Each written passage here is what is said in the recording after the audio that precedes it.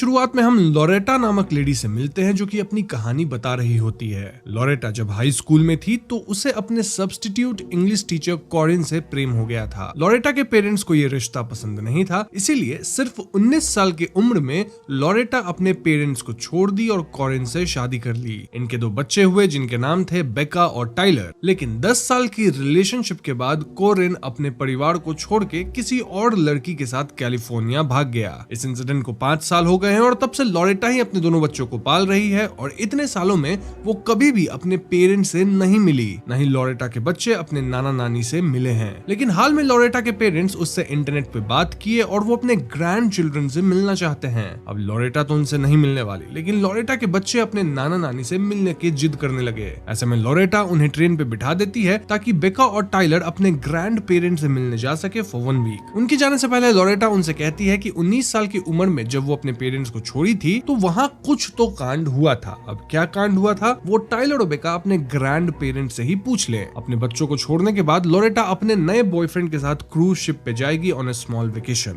अब इस पॉइंट में मैं आपको बता दूं कि ये पूरी फिल्म बेका और टाइलर कैमरा से रिकॉर्ड कर रहे हैं, मतलब उनके रिकॉर्डिंग की क्लिपिंग्स को ही फिल्म बनाई गई है। बेसिकली बेका एक डॉक्यूमेंट्री बनाने की कोशिश कर रही है और इसीलिए वो सब कुछ रिकॉर्ड कर रही है, वहीं टाइलर अपनी बहन की मदद कर रहा है। तभी तो ये फिल्म फाउंड फुटेज स्टाइल में है। टाइलर को रैपिंग का शौक है और वो खुद को टी डायमंड बुलाता है। खैर दोनों भाई बहन ट्रेन पे बैठ के मेसन विले पहुंचते हैं जहां स्टेशन पे इनके ग्रैंड पेरेंट्स इनका वेलकम करते हैं। ये लोग अपने नाना को पॉप पॉप और नानी को नैना कह के पुकारते हैं और आगे मैं भी इन्हें पॉप पॉप और नैना ही बोलूंगा। अब ग्रैंड पेरेंट्स का घर मेसनविल स्टेशन से काफी दूर था और वो टाइलर एंड बेका को कार में बिठाकर घर पे लाते हैं। इस जगह पे फोन नेटवर्क नहीं था लेकिन लैन केबल जरूर था। इनिशियली तो ग्रैंड पेरेंट्स बहुत अच्छे से बिहेव कर रहे थे, जैसे टाइलर का रैप सुनना, बेका के डॉक्यूमेंट्री के रिकॉर्डिंग्स को लेकर उत्सुक होना, अपना पूरा घर दिखाना एंड ऑल दैट। लेकिन जल्द ही चीजें वियर्ड होने लगती है। सबसे पहले मंडे रात को पॉप पॉप कहते हैं कि इन्हें 9:30 के बाद कमरे से बाहर नहीं निकलना है, यानी कि सो जाना है, और इन्हें किसी भी हाल में घर के बेसमेंट में नहीं जाना है एज वहां मोल्ड है जिससे ये बीमार हो सकते हैं। लेकिन उस रात जब बेका कुकीज लेने देर रात बाहर जाती है तो वो अपनी नैना को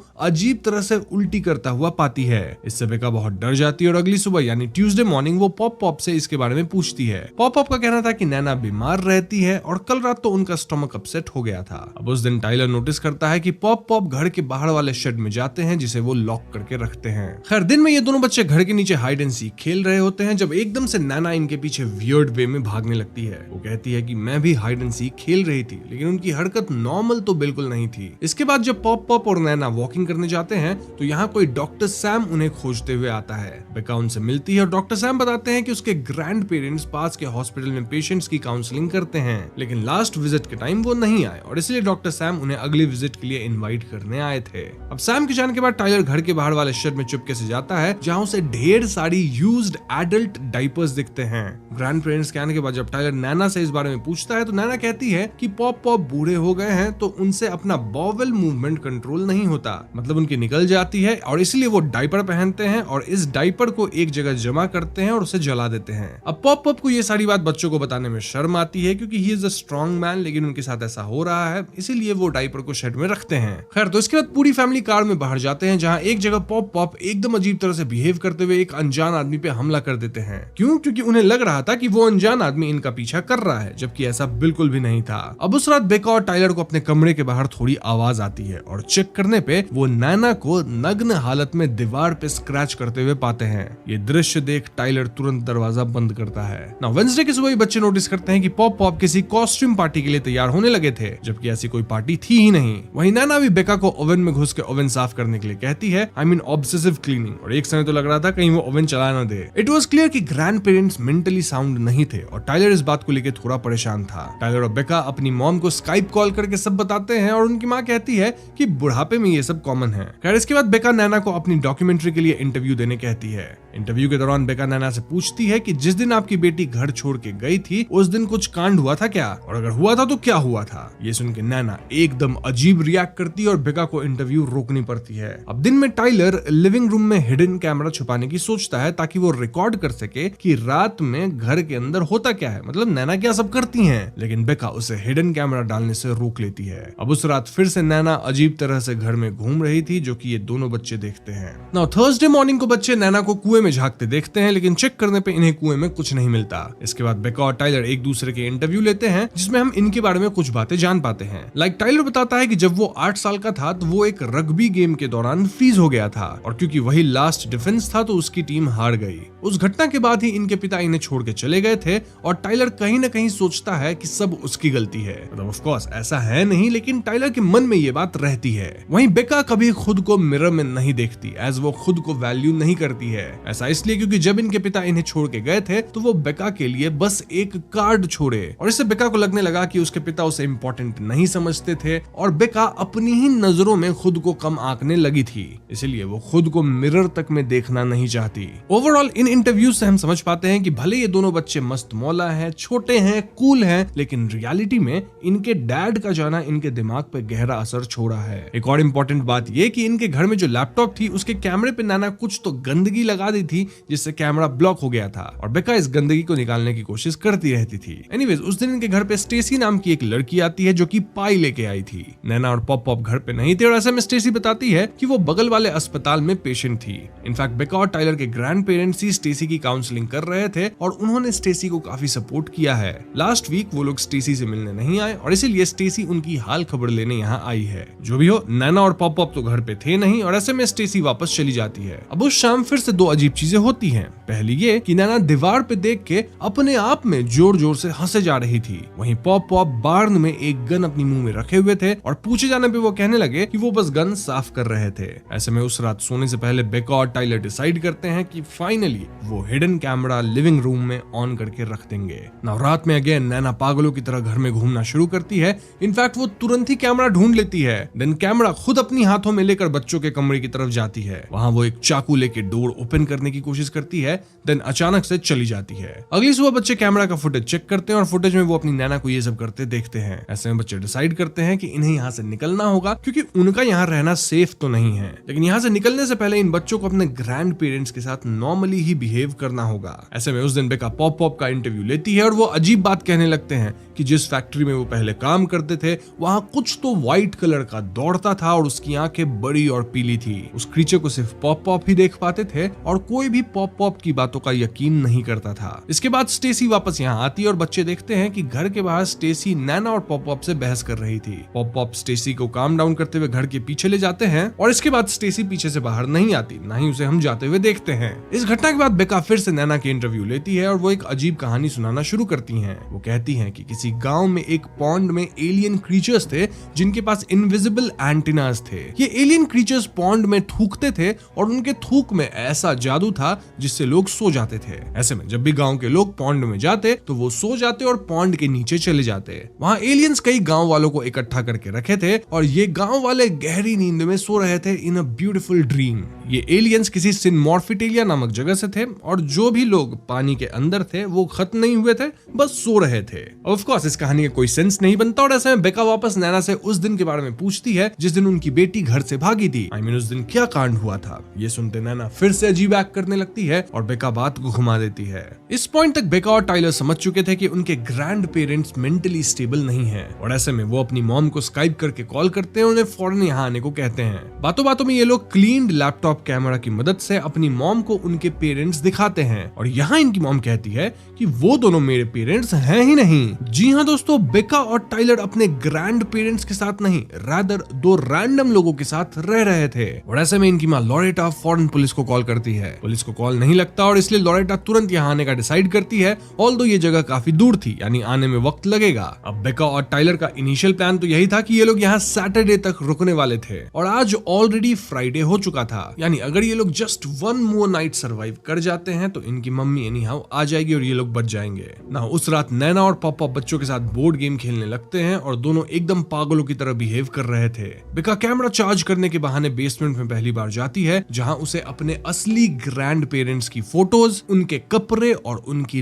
लाश भी दिखती है। जी हाँ दोस्तों, तभी पॉप पॉप बेका के पीछे आते हैं, और वो बेका को खींचते हुए एक कमरे में बंद कर देते हैं। उसी कमरे में नैना भी थी, and the time was past 9:30। यानी नैना का भयानक रूप अब बाहर आएगा। वहीं पॉप पॉप टाइलर पे हमला कर देते हैं और उसे किचन में ले जाते हैं। वहां वो टाइलर के चेहरे पे अपनी यूज्ड नैपीज रगड़ते हैं और टाइलर वापस स्पोर्ट्स वाले दिन की तरफ फ्रीज हो चुका था, यानी कि वो डर से हिल भी नहीं पा रहा था। वहीं दूसरी तरफ नैना बेका पे हमला करती है और इस हमले में कांच टूटती है। यहाँ बेका फाइनली अपने फियर को ओवरकम करके कांच में खुद को देखती है। देन इसी कांच के टुकड़े को उठाकर बेका नैना पे हमला करके उन्हें समाप्त कर देती है। देन वो कमरे के दरवाजे को तोड़ती है और पॉप पॉप पे भी हमला करती है। और पॉप पॉप यहाँ बेका से तो ज्यादा स्ट्रॉन्ग थे और ऐसे में वो बेका को गिरा देते हैं। लेकिन एकदम से टाइलर अपने होश में आता है और वो रग्बी गेम की तरह चिल्लाते हुए पॉप पॉप को टैकल करता है। फिर पॉप पॉप को गिरा के वो फ्रिज डोर से उनके सर पे हमला करके उन्हें खत्म कर देता है। मतलब हाँ, टाइलर भी जो फ्रीज हुआ था उसको ओवरकम किया और यहाँ पॉप पॉप को खत्म किया। इसके बाद दोनों बच्चे घर से बाहर निकलते हैं जहाँ पुलिस आ चुकी थी, साथ में उनकी माँ भी आ चुकी थी। सो यस, फाइनली दोनों बच्चे रेस्क्यू हो जाते हैं।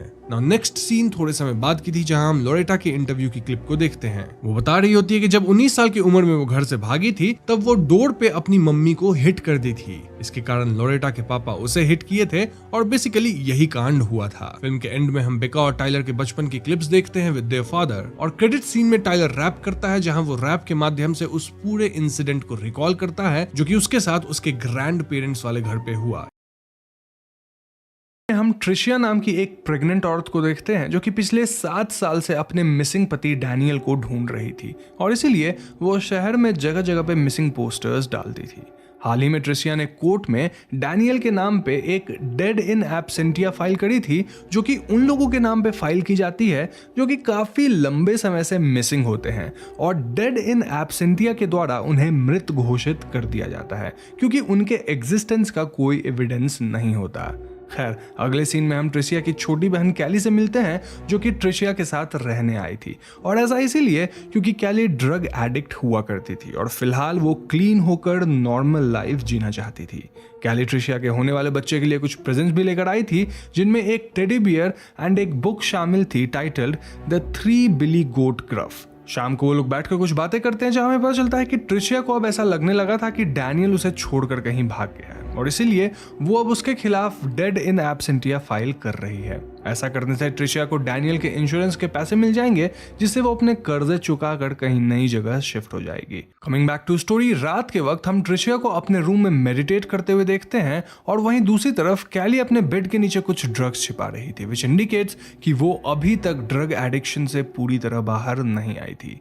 ट्रिशिया को बीच रात में एक नाइटमेयर आता है जहां वो देखती है कि डैनियल उसे कहीं बुला रहा था और उसकी आवाज को फॉलो करते करते ट्रिशिया बेसमेंट में चली जाती है जहां उसके सामने एक डिमोनिक फिगर आ जाता है जो कि उस पर अटैक कर देता है। अब ऑब्वियसली ये बस एक सपना था। खैर, अगली सुबह कैली जॉगिंग करने जाती है जहां रास्ते में वो एक टनल से गुजरती है जो कि देखने में काफी डरावना लग रहा था। जॉगिंग करते वक्त वो एक ऐसे इलाके में आ जाती है जहां आसपास कई मिसिंग डॉग्स और ह्यूमंस के पोस्टर्स लगे हुए थे जिसका मतलब ये था कि यहाँ इस तरह के मिसिंग इंसिडेंट्स नॉर्मल है। खैर, जॉगिंग करके वापस आते वक्त कैली फिर उसी टनल में आती है जहां इस बार उसे टनल के अंदर एक आदमी लेटा हुआ दिखाई देता है जिसकी हालत बहुत ही खराब थी। कैली इस आदमी को इग्नोर करके जाने लगती है लेकिन तभी पीछे से वो आदमी कैली को आवाज लगाता है और उससे पूछता है कि क्या वो उसे देख पा रही है। कैली रिप्लाइज यस और वो आदमी उसे कहता है कि मेरा नाम वॉल्टर है, क्या तुम मेरी मदद कर सकती हो। कैली को लगता है कि वो कोई भिखारी है इसलिए वो उसे कहती है कि मेरे पास फिलहाल तो कुछ नहीं है लेकिन मैं घर से कुछ लाकर तुम्हें दे दूंगी। लेकिन वॉल्टर कैली को एक चेन दिखाकर ट्रेड वर्ड रिपीट करने लगता है और इसके बाद वो कहता है कि क्या तुम मेरे बेटे जेमी को बता दोगे कि मैं जिंदा हूँ। कैली से इग्नोर करके आगे बढ़ जाती है और घर आकर कैली ट्रिशिया को एक आदमी के साथ देखती है जिसका नाम मैलेडी था। मैलेडी दरअसल में ट्रिशिया के साथ रिलेशनशिप में था और वो एक डिटेक्टिव होने के नाते डैनियल का केस संभाल रहा था। मैलेडी यहाँ से जाने लगता है और ट्रिशिया डोर क्लोज करती है कि तभी उसे दरवाजे के पीछे डैनियल का घोस्ट दिखाई देता है जो कि उससे कहता है कि I know what you did. Tricia से बहुत डर जाती है लेकिन वो अपने आप को संभाल लेती है क्योंकि वो नहीं चाहती थी कि कैली को पता चले कि उसे डैनियल का घोस्ट दिखाई देता है। एनीवे, शाम को कैली खाना खाने के बाद एक पेपर प्लेट में वॉल्टर के लिए कुछ खाना लेकर टनल के अंदर जाती है लेकिन यहाँ टनल में उसे वॉल्टर कहीं दिखाई नहीं देता, इसीलिए कैली फूड को वहीं टनल के अंदर रख कर वापस आ जाती है। नाउ रात को ट्रिशिया को फिर से एक नाइट में आता है जहां डैनियल उसके बच्चों को जान से मारने की कोशिश करता है लेकिन इससे पहले कि कुछ होता ट्रिशिया की आंख खुल जाती है। तो अगले दिन ट्रिशिया साइकियाट्रिस्ट के पास जाकर उसे अपने नाइटमेयर्स के बारे में बताती है और साइकियाट्रिस्ट का कहना था कि ये सब स्ट्रेस और गिल्ट की वजह से है। दूसरी तरफ घर पे कैली जब शाम को जॉगिंग से वापस आती है तब उसे डोर के बाहर कई स्मॉल आइटम्स दिखते हैं जिनमें की रिंग, ब्रेसलेट्स एंड पिन्स वगैरह शामिल थे। कैली को लगता है कि ये सारा सामान वॉल्टर यहाँ रख कर गया है, इसलिए कैली सारा सामान उठाकर टनल के बाहर रखने लगती है। तभी यहाँ एक आदमी आता है जो कि कैली को ऐसा करने से मना करता है और खुद एक ब्लैक बैग को टनल के बाहर रखकर चला जाता है। उसी दिन कैली और ट्रिशिया डैनियल का सर्टिफिकेट लेने लॉयर के पास जाते हैं और यहाँ लॉयर के पीछे भी ट्रिशिया डैनियल को देखती है, लेकिन वो किसी तरह अपने आप को संभालते हुए पेपर वर्क करके घर वापस आती है। नवरात को जब कैली ब्रश कर रही होती है तब उसे वॉशरूम में एक इंसेक्ट दिखाई देता है जिसे वो फ्लश कर देती है। तभी कैली को अचानक शावर के पीछे से एक इंसेक्ट की आवाज आती है और कर्टन मूव करने लगती है। कैली कर्टन हटाती है लेकिन यहाँ कुछ भी नहीं था। अब रूम में वापस आने पर उसे अपने बेड पर वही सारे आइटम्स दिखाई देते हैं जो कि वो टनल के बाहर छोड़ कर आई थी। ये सब देखकर कैली परेशान हो जाती है और उसी समय पुलिस को कॉल करती है। मैलरी अपने साथ कुछ पुलिस ऑफिसर्स को यहाँ लेकर आता है जो कि घर की छानबीन करते हैं, लेकिन उन्हें कोई नहीं मिलता। पुलिस इस सामान को देखकर बताती है कि ये सारे आइटम्स दरअसल उन लोगों के थे जो कि इस एरिया से गायब हुए हैं। ट्रिशिया कैली पे गुस्सा होने लगती है क्योंकि कैली ने उस टनल वाले अनजान आदमी को जाकर खाना दिया था, जिसके बाद शायद वो आदमी ही उनके घर के अंदर आया होगा।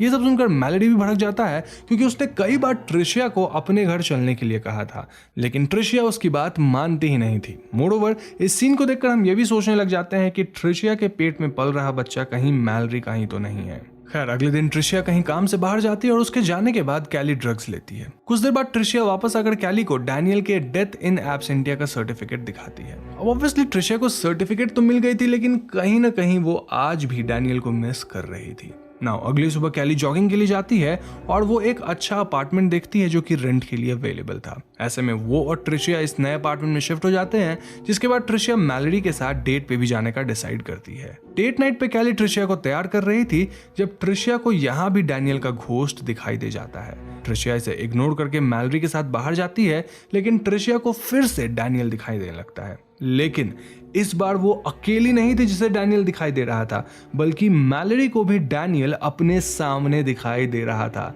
जी हाँ दोस्तों, डैनियल सच में वापस आ गया था और यहाँ उसकी हालत काफी खराब दिख रही थी। ये लोग उसे फॉरेन हॉस्पिटल में एडमिट कराते हैं और यहाँ डैनियल सबसे पूछता है कि क्या सब लोग उसे देख पा रहे हैं। अब अगर आपको याद हो तो वो टनल वाला बंदा वॉल्टर भी कैली से यही सवाल पूछा था, विच मीन्स कि इन दोनों के साथ जो भी हुआ है उसमें कुछ तो कनेक्शन जरूर है। खैर, डॉक्टर कहते हैं कि डैनियल जहां भी था वहां उसे खाना ठीक से नहीं मिलता था और वहां काफी अंधेरा भी रहा होगा क्योंकि सनलाइट की कमी से उसकी स्किन पील पड़ गई है। तो आगे ट्रिशिया डैनियल के वापस आने की खबर उसके पेरेंट्स को बता देती है और डैनियल की हालत थोड़ी बेटर होने के बाद मैलरी और कुछ डिटेक्टिव्स उससे पूछताछ करने आते हैं। डिटेक्टिव्स डैनियल से पूछते हैं कि वो इतने समय से कहाँ था। वो डैनियल से कहते हैं कि डॉक्टर्स के अनुसार डैनियल को फिजिकली हार्म पहुंचाया गया है, क्या ये सच है? डैनियल उनसे कहता है कि आई वॉज अंडरनीथ, यानी कि मैं 7 साल से नीचे था। इसके अलावा वो मैलरी से और कुछ नहीं कहता। इसके बाद वो लोग डैनियल को घर लेकर आते हैं, जहां वो अंदर जाने से पहले टनल की तरफ घूरने लगता है और टनल को देखकर वो इतना ज्यादा डर जाता है कि वो अपने पैंट में ही सुसु कर देता है। ट्रिशिया डैनियल के कपड़े चेंज करती है और उसे सुला देती है। कुछ देर बाद डिटेक्टिव मैलरी डैनियल से दोबारा पूछताछ करने आते हैं, लेकिन कैली उन्हें वापस जाने को कहती है। तभी हम ऊपर से डैनियल के चीखने की आवाज सुनते हैं और वहां जाने पे हम व्यूअर्स देखते हैं कि डैनियल कमरे के कोने में किसी चीज से डर के छिपा हुआ था। इस पॉइंट पे डिटेक्टिव मैलरी कैली को बताता है कि डैनियल के एक्सरे में उसके पेट में एनिमल बोन्स मिले हैं और कपड़ों में उसका वॉलेट मिला है जो कि सही सलामत है। बेसिकली ही वाज ट्राइंग टू से कि डैनियल सब झूठ बोल रहा है, लेकिन डैनियल इन बातों को रिप्लाई देने के बजाय बस रोने लग जाता है। तो इस घटना के कुछ देर बाद ट्रिशिया मैलरी से मिलने निकल जाती है और घर में कैली अपने रूम में ड्रग्स लेकर सो जाती है। अब जैसे ही कैली की आंख खुलती है वो अपने बेड पे डैनियल को बैठा पाती है। डैनियल यहाँ द 3 बिली गोट ग्रफ वाली किताब पढ़ रहा था और वो कुछ अजीब बातें करने लग जाता है। लाइक वो ऐसा बिल्कुल नहीं दिखता जैसा लोग समझते हैं। वो एक इंसेक्ट की तरह दिखाई देता है और उसकी स्किन एक फिश की तरह है।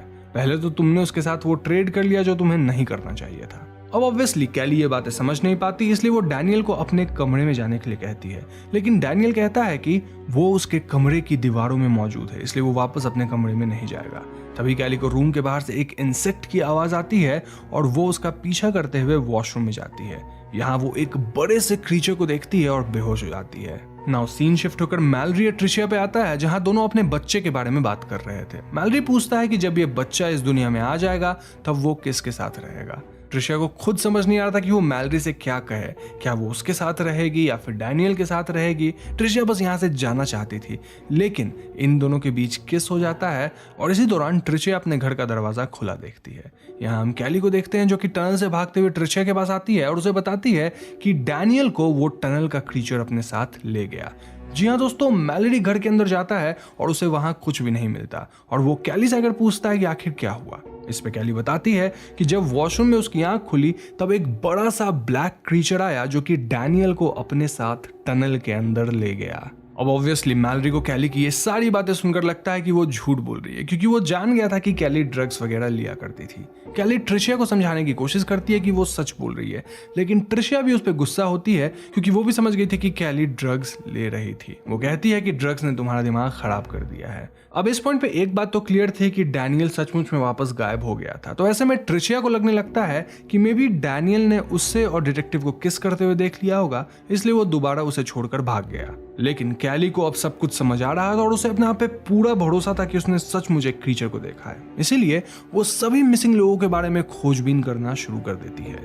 कैली ट्रिशिया को बताती है कि जो आदमी उसे टनल में मिला था उसका पूरा नाम वॉल्टर लैम्बर्ट है और वो 1955 में ऑफिस जाते वक्त मिसिंग हो गया था। उसके बेटे जेमी का कहना था कि उसके डैड को एक मॉन्स्टर ले गया है, जिसके बाद 2002 में वॉल्टर लैम्बर्ट को डेड इन एब्सेंटिया घोषित कर दिया गया था।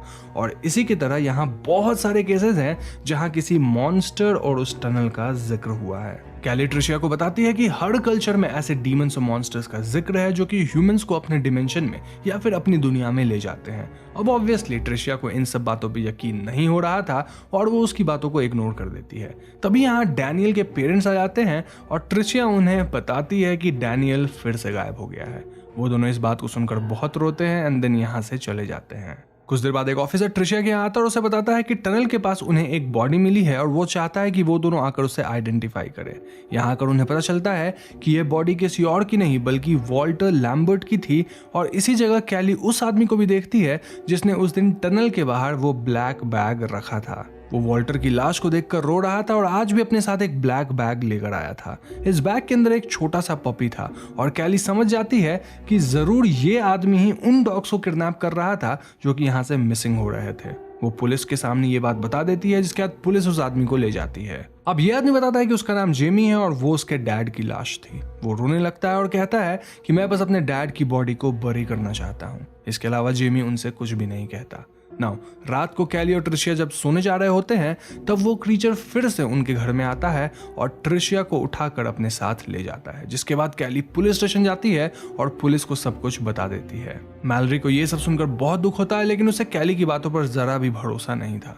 उसे लग रहा था कि डैनियल और ट्रिशिया मिलकर प्लान करे और कहीं भाग गए हैं और कैली अब सब झूठ बोल रही है ताकि वो लोग ट्रिशिया को ना खोजे। खैर, कैली अपने आप को साबित करने के लिए अपने लेवल पे इन्वेस्टिगेशन शुरू करती है, जहां वो खोजे गए सारे एविडेंसेस को एक फाइल में रखकर फाइल के ऊपर मैलरी का नाम लिख देती है, ताकि अगर उसे कुछ हो गया तो मैलरी इस केस की छानबीन करता रहेगा। इसके बाद वो टनल के अंदर जाती है जहां वो ट्रेड वर्ड चिल्लाती है और टनल की दीवारों से उस क्रीचर की आवाज आती है। वो क्रीचर कैली के सामने आता है और कैली उसे देखकर भागती है, लेकिन इसके बाद एज ए व्यूअर हम टनल के बाहर सिर्फ कैली के जूते देख पाते हैं, विच मीन्स वो क्रीचर कैली को भी ले गया। तो अगले दिन जब मैलरी कैली से मिलने आती है तब वो उस फाइल को देखता है जिस पर कैली ने मैलरी का नाम लिख रखा था। मैलरी उस फाइल के अंदर के एविडेंसेस देखता है और उसे वो 3 बिली गोट वाली बुक भी मिलती है, जिसके पीछे लिखा हुआ था कि बीवेयर ऑफ थिंग्स अंडरनीथ, यानी नीचे जो भी है उसे सावधान रहो। मैलरी ये सब देखकर बहुत कंफ्यूज और सैड होता है, जिसके बाद वो पुलिस को बुलाकर कैली और ट्रिशिया की मिसिंग रिपोर्ट दर्ज करवा देता है।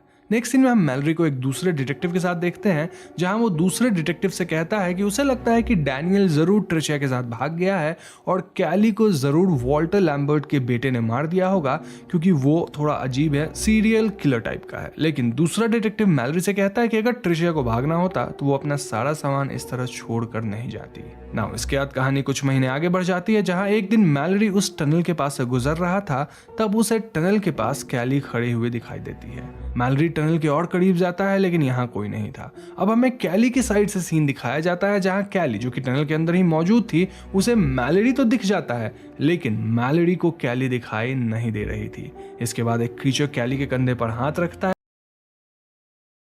1944 के स्पेन की है, जब सिविल वॉर तो खत्म हो गया था, लेकिन कुछ पहाड़ी इलाकों में काफी पॉलिटिकल और मिलिट्री इंस्टेबिलिटी थी, यानी कि लोकल लोगों ने फासिस्ट रूल के खिलाफ जंग छेड़ दी थी। मूवी के ओपनिंग सीन में हमें एक बच्ची दिखती है जो कि धीरे धीरे अपना दम तोड़ रही होती है और बैकग्राउंड में उसे कोई लोरी सुना रहा होता है। इसके बाद हमें एक कहानी बताई जाती है, जहां पे अंडरग्राउंड रेल्म नामक एक डिस्टोपियन रेल्म में एक राजकुमारी रहा करती थी। इस राजकुमारी को हमेशा से ही ह्यूमन वर्ल्ड में आने की इच्छा थी और एक दिन वो सबसे भाग के ह्यूमन वर्ल्ड में आ जाती है, लेकिन वहां के तेज रोशनी को वो बर्दाश्त नहीं कर पाती और वो अपनी दुनिया की सारी याददाश्त खो बैठती है। ह्यूमन वर्ल्ड के हार्श एनवायरनमेंट को वो झेल नहीं पाती और जल्द ही उसकी मौत हो जाती है। दूसरी तरफ उसके पिता यानी कि अंडरवर्ल्ड रेल्म के किंग को ये भरोसा था कि कभी ना कभी कोई तो उनके बेटी को वापस लौटा देगा, may be in a different form, in a different body, लेकिन वो लौटेगी जरूर। अब सीन चेंज होती है और हम देख पाते हैं कि एक बच्ची इसी कहानी को पढ़ रही थी फ्रॉम ए स्टोरी बुक। ये लड़की और कोई नहीं बल्कि मूवी के शुरुआत में जो बच्ची हमने देखी थी वही थी।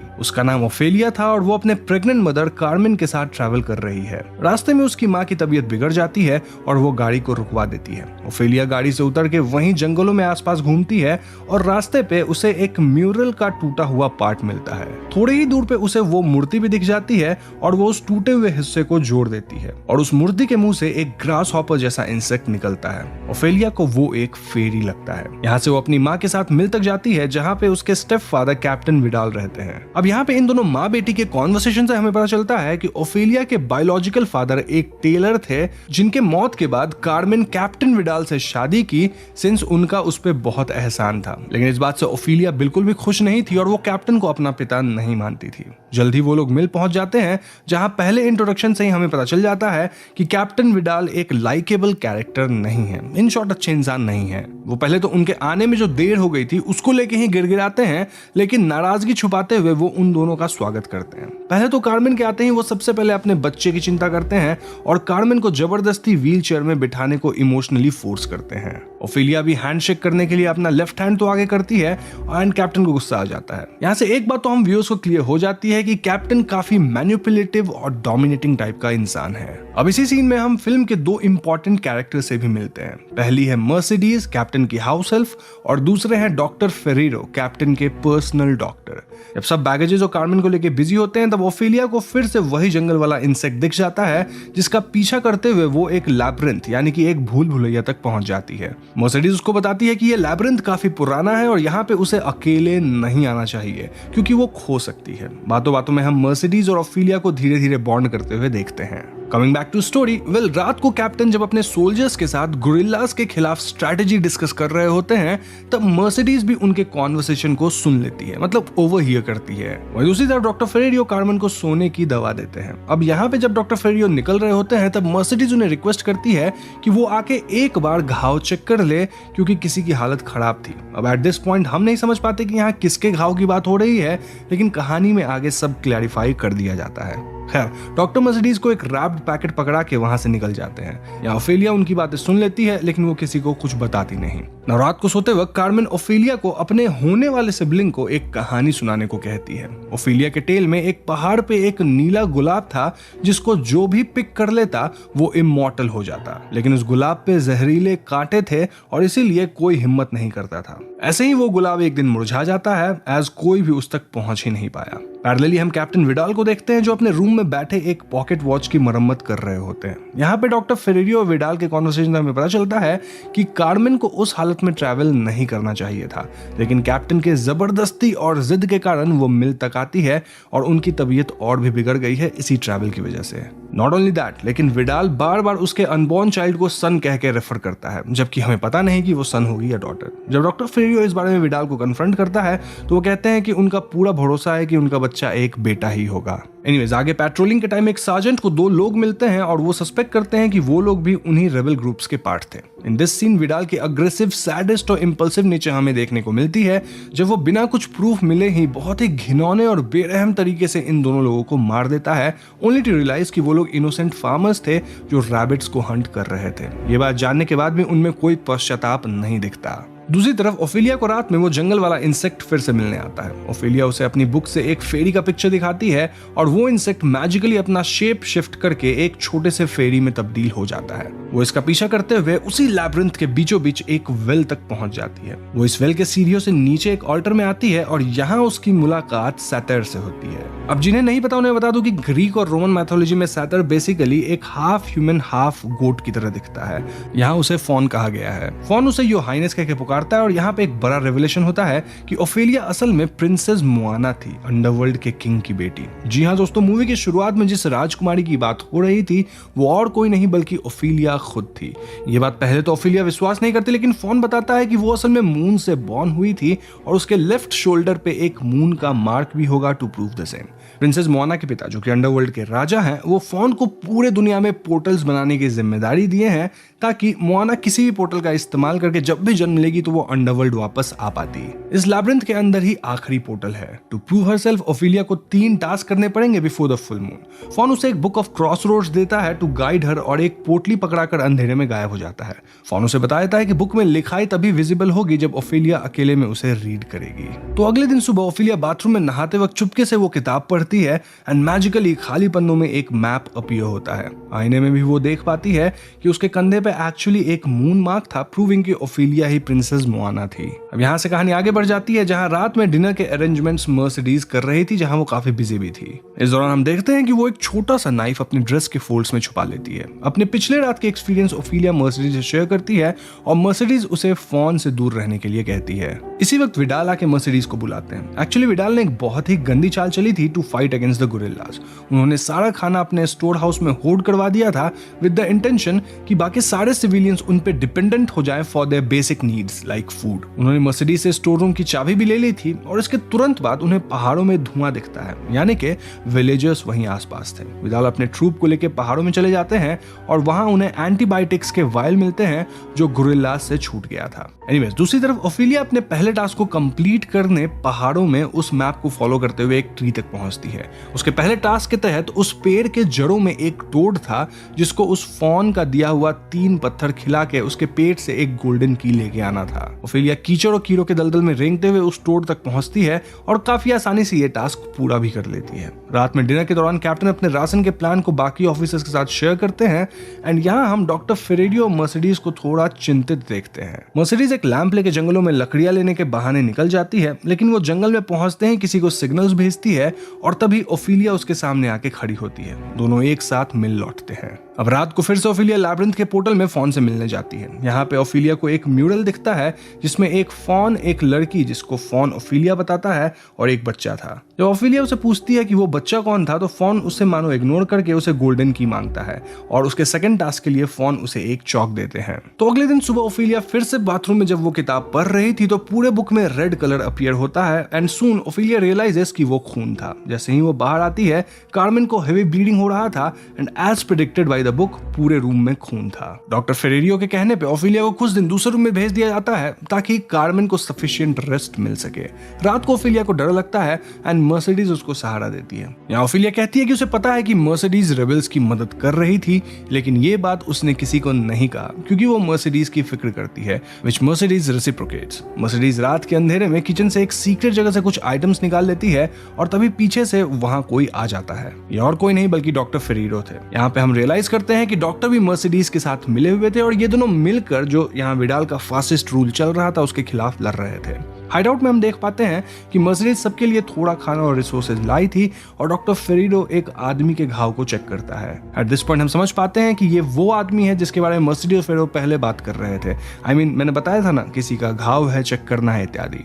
डॉक्टर उसके घाव को देख के उसे एम्प्यूटेट करते हैं। On the other hand faun रात को ओफिलिया से मिलने आता है और पूछता है कि उसने सेकंड टास्क को कंप्लीट क्यों नहीं किया, जिसके जवाब में ओफिलिया कहती है कि उसकी माँ बीमार थी। ये सुनते ही फॉन उसे एक मैंड्रेक रूट देता है और कहता है कि उस मैंड्रेक को एक दूध के बॉल में रखना और रोज सुबह 2 बूंद खून भी डालना है। वो उसे अपने कुछ फेरीज देता है to help her on the second quest और एक आवर ग्लास भी देता है। फॉन उसे वार्निंग देता है कि इस टास्क में जो क्रीचर उसे दिखेगा वो बहुत खतरनाक है और उसे अपने सामने बहुत सारा खाना तो दिखेगा, लेकिन she has to control her greed, नहीं तो उसकी जान भी जा सकती है। तो रात को फॉन के दिए गए चौक से ओफिलिया अपने रूम में एक पोर्टल ड्रॉ करके ओपन करती है एंड आवर ग्लास को स्टार्ट करती है। पोर्टल खुलते ही वो उसमें एंटर करती है और अंदर उसे एक टेबल पे बहुत सारा खाना दिखता है और उस टेबल के एक एंड पे बैठा था द पेल मैन। वो बिल्कुल मोशनलेस था और उसके सामने एक प्लेट पे 2 आई बॉल्स रखी हुई थी। अब पहले तो ओफिलिया थोड़ा घबराती है, लेकिन सून शी गेन्स कंपोजर और प्रॉब्लम को सॉल्व करने की कोशिश करती है। उसके सामने 3 चेंबर्स होते हैं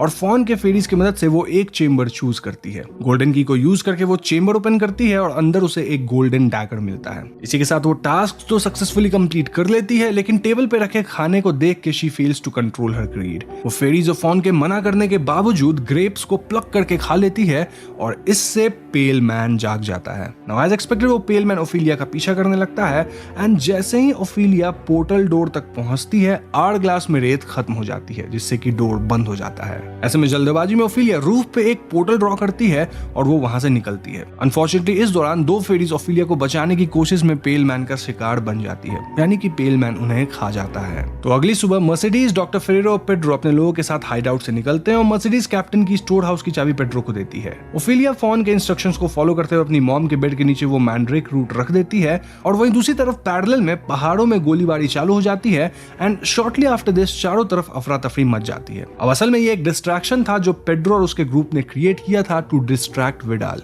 ये केओस क्रिएट करने से विडाल उसकी तरफ जाता है, यानी कि जब मिल के पास विडाल नहीं था तो वो लोग स्टोर हाउस से राशन चुरा लेते हैं। जब विडाल वापस आता है तो वो स्टोर हाउस के लॉक को ओपन देखता है और यहाँ वो रियलाइज करता है कि मिल में ही कोई तो रेबल ग्रुप्स को सपोर्ट कर रहा है। अगर रेबल ग्रुप्स ऐसे ही चोरी किए होते तो वो लॉक तोड़ते, लेकिन लॉक खुला था। तो इसके बाद जल्द ही ट्रूप्स जंगलों में कुछ लोगों को पकड़ लेते हैं और एक शूट आउट के दौरान वो पेड्रो के एक दोस्त को पकड़ लेते हैं। विडाल उसे काफी सैडिस्टिक तरीके से टॉर्चर करता है ताकि वो अपने ग्रुप के मेंबर्स को रिवील कर दे।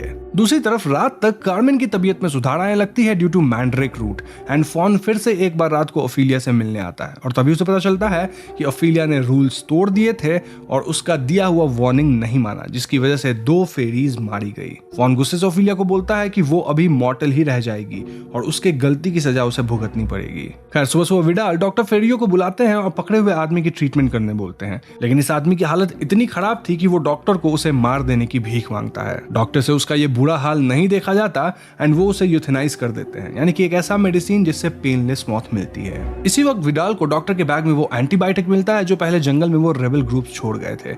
ही रियलाइजेस कि डॉक्टर भी इन सब से मिला हुआ है एंड शूट्स हिम। विडाल को मैंड्रेक रूट के बारे में पता चलते ही वो उस पे हाथ उठाते हैं और कार्मेन दोनों को संभाल लेती है। गुस्से में मैंड्रेक रूट को आग में फेंक दिया जाता है और जैसे ही वो जलने लगता है कार्मेन के कॉन्ट्रैक्शंस और पेन बढ़ जाते हैं। बहुत देर बाद फाइनली बच्चा की डिलीवरी हो जाती है, लेकिन कार्मेन दम तोड़ देती है। तो इसके बाद हमें कुछ दिन बाद का सीन दिखाया जाता है जब सिचुएशन थोड़ा स्टेबल हो गया था और विडाल कन्फ्रंट्स मर्सिडीज एंड बताता है कि उसे पता है कि वो इस मिल की सीक्रेट इन्फॉर्मर है। ऐसे में मर्सिडीज उसी रात भागने का डिसीजन लेती है एंड जाने से पहले वो ओफिलिया से मिलने जाती है। ओफिलिया भी उसे साथ ले जाने की जिद करती है एंड मर्सिडीज भी मान जाती है। वो लोग भाग तो जाते हैं, लेकिन विडाल वाज प्रिपेयर्ड और वो उन्हें रास्ते में ही पकड़ लेता है। यहाँ वो ओफिलिया को फिजिकली अब्यूज करता है और रूम में बंद कर देता है और ओफिलिया को टॉर्चर करने के लिए उसी स्टोर हाउस में ले आता है। अब मर्सिडीज के पास पहले से ही छुपाया हुआ किचन नाइफ था जिसको यूज करके वो कैप्टन को जख्मी करके भाग जाती है और ऑब्वियसली वो बहुत दूर तो नहीं भाग पाती और जब उसे गार्ड्स पकड़ने वाले होते हैं तो पेड्रो के लोग उन्हें बचाने आ जाते हैं। मीनवाइल ओफिलिया अपने कमरे में बंद होती है और उसे मिलने फोन आता है। सरप्राइजिंगली फॉन को देखती ओफेलिया उसे जाके हक करती है, विच शोज कि वो फॉन से काफी क्लोज हो चुकी थी। फॉन उसे एक आखिरी मौका देता है, सिर्फ एक शर्त पे कि उसे अपने भाई को लैबिरिंथ तक लाना होगा। वो उसे एक और चौक देता है ताकि वो रूम से निकल सके। ओफेलिया उसके स्टेपफादर के रूम में पहुंच जाती है और उनके ड्रिंक्स में अपनी माँ की नींद की दवा मिला देती है, जो कि वो पी भी लेते हैं। फिर वो उस बच्चे को लेके भाग जाती है लैबिरिंथ की तरफ। मदहोशी की हालत में विडाल भी उनका पीछा करता है। अब इसी वक्त बैकग्राउंड में गोली बारूद चालू हो गई थी और Pedro's group was fighting against Vidal's troops. जैसे ही ओफेलिया लैबिरिंथ के ऑल्टर तक पहुंचती है, वहां फॉन उसके इंतजार में हाजिर था। फॉन उसे अपने भाई को सौंप देने को कहता है सो दैट एक इनोसेंट पर्सन के ब्लड से ओफेलिया के लिए पोर्टल ओपन किया जा सके।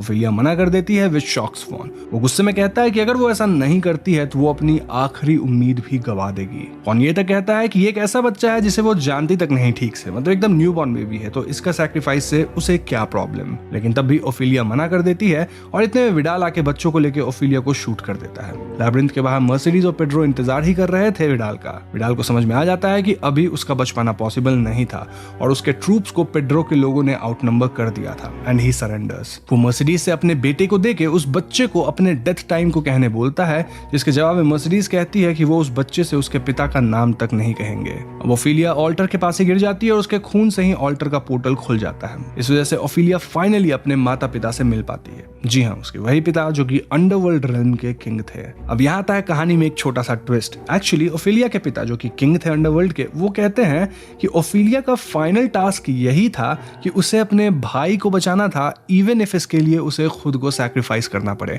और इस टास्क को कंप्लीट करके ओफेलिया इमॉर्टल बन चुकी है। जी हाँ, यानी कि ओफेलिया अपने फाइनल टेस्ट में पास कर चुकी थी। इसके आगे बहुत सालों तक प्रिंसेस मोआना अपने रेल्म को बहुत ही अच्छी तरीके से रूल करती है and the last line of the movie says कि वो अर्थ पे भी अपने इंप्रेशंस छोड़ गई, which are visible to only those जो जानते हैं कि उन्हें कहाँ देखना है। शुरुआत में हमें इक्वाडोर के काफी खूबसूरत सी वादियों वाली जगह दिखाई जाती है, जहां एक ग्रुप ऑफ पीपल रोजा नामक लड़की को बैप्टाइज कर रहे थे। यहाँ फादर मेयर रोजा की बैप्टिज्म रिचुअल करते हैं और सब कुछ होने के बाद कैंडिस और जोएल रोजा को कॉन्ग्रेचुलेट भी करते हैं। अब कैंडिस और जोएल पति पत्नी थे जिनके बेटे का नाम एलियट था और फिलहाल एलियट 2 बच्चों के साथ खेल रहा था जिनका नाम था राउल और थॉमस। एलियट यहाँ एक टॉय प्लेन हवा में फेंक के उड़ा रहा था और ऐसे में उसकी प्लेन पास के एक केव में चली जाती है। एलियट केव की तरफ बढ़ता है लेकिन राउल और थॉमस उसे इस केव में जाने से मना करते हैं। एलियट इनकी एक नहीं सुनता और वो केव के अंदर चला जाता है। यहाँ उसे अपना प्लेन तो मिल जाता है लेकिन जैसे ही वो प्लेन उठाता है एक शमन एलियट का हाथ पकड़ लेता है। इससे एलियट काफी डर जाता है और वो यहाँ से भाग निकलता है। ऑल्दो इस सब के बीच एलियट की घड़ी वहीं केव में गिर जाती है। खैर इसके बाद हमें कुछ सीन्स दिखाए जाते हैं जिससे हम व्यूअर्स क्लियरली समझ पाते हैं कि फादर मेयर, कैंडिस और जोएल इस छोटी सी जगह पे आके यहाँ के नेटिव लोगों को कन्वर्ट कर रहे हैं। जी हाँ दोस्तों, यहाँ के नेटिव लोगों की अपनी एक बहुत पुरानी रिलीजन है लेकिन कैंडिस और जोएल लोगों को इंग्लिश सिखा रहे हैं, देन क्रिश्चियनिटी का पाठ पढ़ाकर कन्वर्ट कर रहे हैं जैसे उन्होंने पहले सीन में रोजा को बैप्टाइज किया। कैंडिस और एलियट की बातों से हम समझ पाते हैं कि अगली सुबह एलियट की कन्फर्मेशन होने वाली है। जिन्हें कन्फर्मेशन नहीं पता उन्हें मैं बता दूं कि ये एक क्रिश्चियन चर्च का सैक्रामेंट या सेरेमनी जैसा होता है जिसमें यूजुअली बैप्टाइज्ड लोग अपने फेथ को कॉन्शियसली एक्सेप्ट करते हैं एंड देन वो होली स्पिरिट का ब्लेसिंग लेते हैं। सिंपल वर्ड्स में ये बैप्टिज्म का नेक्स्ट स्टेप है जहां लोग फेथ को ऑफिशियली कंफर्म करते हैं। कैंडिस एलियट से कहती है कि कंफर्मेशन के टाइम वो अपनी दादाजी वाली वॉच जरूर पहने। लेकिन दोस्तों अगर आपको याद हो तो एलियट की वो वॉच तो केव में गिर गई थी। ऐसे में एलियट रात को ही केव से अपनी वॉच लेने जाता है और यहाँ केव में एलियट को एक मास्क दिखता है। देन वहाँ कुछ मृत जानवर भी एलियट को दिखते हैं। इस नजारे को देख ऐसा लग रहा था मानो यहाँ किसी तरह का रिचुअल हुआ है। तभी एकदम से कुछ बिच्छू एलियट के ऊपर चढ़ जाते हैं और हड़बड़ी में एलियट की पैर ट्विस्ट हो जाती है जिससे वो वहीं गिर जाता है। दूसरी तरफ घर पे कैंडिस और जोएल इंटीमेट होते हैं और उन्हें अगली सुबह पता लगता है कि उनका बेटा एलियट तो घर पे है ही नहीं। ऐसे में दोनों एलियट को ढूंढना शुरू करते हैं और कैंडिस को राउल से एक अंदाजा मिलता है कि शायद एलियट केव के पास हो सकता है। कैंडिस केव के पास जाती है जहां उसे शमन मिलता है। शमन का कहना था कि उन्हें एलियट केव में गिरा मिला था और ऐसे में वो एलियट को अपने घर पे सूप पिला के सुला दिया है। कैंडिस तुरंत शमन के घर पे जाती है और शमन के मना करने के बावजूद वो एलियट को को उठा के फौरन यहाँ से ले जाती है। अब क्योंकि एलियट के पैर में चोट लगी थी तो वो ठीक ढंग से चल नहीं पा रहा था और ऐसे में एक लोकल बूढ़ी औरत एलियट को अपनी वॉकिंग स्टिक देती है। लेकिन अचानक ये बूढ़ी औरत एलियट को अपने से दूर भगाने लगती है एज इफ वो एलियट के अंदर कुछ गलत महसूस कर ली हो। जो भी हो, एलियट यहाँ से फौरन चर्च जाता है और वहाँ अपनी कंफर्मेशन करता है। कंफर्मेशन के दौरान कैंडिस को एक बिच्छू दिखता है जो कि एलियट के शरीर पे रेंग रहा था। इनफैक्ट एलियट भी कैंडिस को अजीब तरह से घूरता है, बट देन अगले ही क्षण सब कुछ नॉर्मल था। अब दोस्तों, क्योंकि एलियट अपनी ही कंफर्मेशन पे लेट आया था तो सब ये जानने के लिए उत्सुक थे कि आखिर एलियट था कहाँ। और कैंडिस यहाँ सबसे झूठ बोल देती है कि एलियट के पेट में दर्द था, इसीलिए उसे आने में देर हुई। दूसरी तरफ हम शमन और उसके एक शिष्य को देखते हैं जो कि एलियट के बारे में बातें कर रहे थे। शमन का कहना था कि एलियट बैरियर को तोड़ दिया है और ऐसे में एक एंटिटी एलियट पे जरूर आएगी। खैर, नेक्स्ट सीन में हमें पता चलता है कि एक बूढ़ी औरत पानी में डूब के समाप्त हो गई है और ये वही बूढ़ी औरत है जो कि एलियट को अपनी छड़ी दी थी। सभी लोग उस औरत को दफनाते हैं और उसकी फाइनल राइट्स करते हैं ना। उस रात कैंडिस की नींद खुलती है और वो एलियट को अपने कमरे में नहीं पाती। बाहर चेक करने पे वो एलियट को अजीब तरह से अकड़ के जमीन पे पड़ा हुआ देखती है। कैंडिस तुरंत जोएल को कॉल करके एलियट को घर के अंदर लाती है एंड देन उस पे शावर से गर्म पानी डालने लगती है क्योंकि बाहर बहुत ठंड थी। लेकिन दोस्तों, शावर से गंदा पानी निकल रहा था और एलियट यहाँ एकदम से चिल्लाता है, देन अपने होश में आ जाता है। जोएल और कैंडिस एलियट को उसके बेड पे सुलाते हैं और ये लोग एलियट को डॉक्टर से दिखाने की सोचते हैं। लेकिन इस रिमोट जगह पे डॉक्टर को आने में 3 दिन लग जाते और ऐसे में ये लोग अगली सुबह फादर मेयर से ही एलियट को दिखाने की सोचते हैं क्योंकि अपनी जवानी में फादर मेयर आर्मी में मेडिक हुआ करते थे। अगली सुबह कैंडिस को घर के बाहर एक क्ले आइडल दिखती है जो कि उसका हस्बैंड सड़क से रैंडमली उठा के लाया था। लेकिन कैंडिस को लगता है कि ये आइडल शमन उसके घर पे रखा होगा क्योंकि शमन ही उसके बेटे को कुछ ऐसा खिलाया पिलाया है जिससे उसके बेटे की तबीयत खराब हो गई है। वो फौरन शमन के घर पे जाती है और वहाँ शमन किसी तरह का रिचुअल करके एक बूढ़ी औरत के हड्डी के दर्द को ठीक कर रहा था। नाउ कैंडिस यहाँ शमन के शिष्य पे चिल्लाती है, ये इल्जाम लगाते हुए कि उन्होंने ही उसके बेटे एलियट के साथ कुछ तो किया है। वापस आते वक्त कैंडिस को रोजा मिलती है जो कि कैंडिस को उसकी झूठ के लिए कन्फ्रंट करती है। बेसिकली रोजा को पता लग गया था कि एलियट केव में गया था जिस वजह से वो कन्फर्मेशन के दौरान लेट हुआ। लेकिन कैंडिस वहाँ सबसे झूठ बोली थी कि एलियट के पेट में दर्द था। रोजा का कहना था कि कैंडिस यहाँ सबको अपना धर्म सिखाती है जिसके मुताबिक झूठ नहीं बोलना है। लेकिन कैंडिस तो खुद झूठ बोल रही है, तो इसके लिए कैंडिस को कन्फेशन करना चाहिए और गलत कर्म को पर्ज करना होगा। कैंडिस कहती है कि वो ये सब करेगी एंड देन वो अपने घर चली जाती है। यहाँ वो जोएल से भी कहने लगती है कि शमन ने ही एलियट के साथ कुछ तो किया है, जबकि जोएल का कहना था कि शमन ने कुछ नहीं किया है क्योंकि उनके रिचुअल्स वगैरह सब सुपरस्टिशन है। तभी एकदम से एलियट खांसने लगता है और उसके मुंह से कुछ दांत और अजीब चीजें और खून निकलता है। ऐसे में कैंडिस फौरन फादर मेयर के पास जाके उन्हें सब सच बताती है। फादर भी तुरंत एलियट को चेक करने आते हैं और यहाँ एलियट उनके साथ अजीब बिहेव करता है। लाइक एलियट का बॉडी टेम्परेचर काफी लो था, देन उसके बैक पे अजीब कलर्ड वेन्स पॉप हो रहे थे, देन एलियट फादर का हाथ पकड़ के छोड़ ही नहीं रहा था एंड दिस प्रूव्ड कि एलियट के साथ कुछ तो गड़बड़ है इन सुपरनैचुरल वे।